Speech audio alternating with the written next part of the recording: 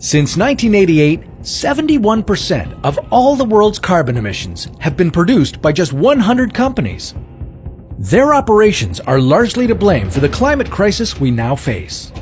A crisis that costs the world economy roughly $4.7 trillion in medical and social costs every year. Can you guess who's paying for it? You are! This is What If, and here's what would happen if companies had to pay to pollute the earth. You might be thinking that companies already do pay to pollute. With the effects of climate change becoming increasingly more noticeable, more countries are implementing policies like the polluter pays principle. The polluter pays principle basically says that companies have to pay to fix the environmental damages they cause. In other words, you break it, you buy it.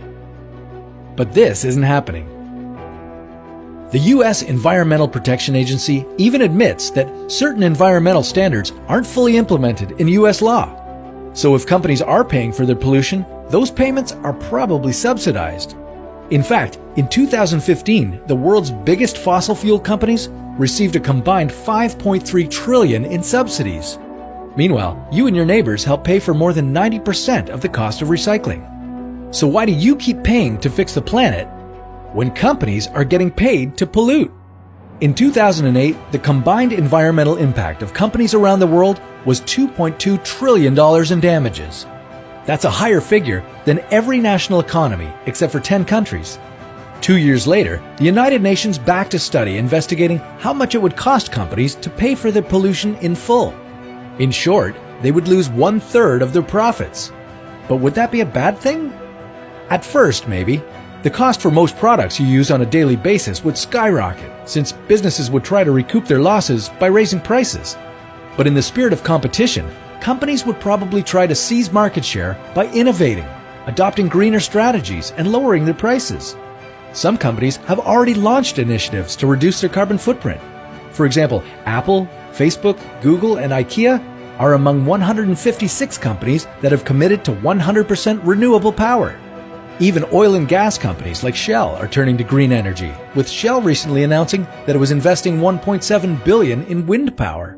Of course, this comes after recent findings that fossil fuel companies risk wasting over $2 trillion on dirty projects that might prove worthless. For example, as the electric car becomes more efficient, affordable, and eco-friendly, it'll be a more popular choice amongst consumers, while big gas guzzlers will be left on the lot. As more companies embrace renewable solutions like wind or solar power, the price of these systems would decrease, making clean energy a reasonable choice not just for companies, but for families too. Your roof might actually earn you some money by selling power back to the grid. So while a lot of corporations continue to evade paying for their pollution, progress is being made. From companies changing their business practices to whole countries like France switching to 100% recycled plastic by 2025. Reports about climate change are always scary, but remember, we can do something about it. A perfect world doesn't only have to exist on What If, but you can count on us to show you what one looks like.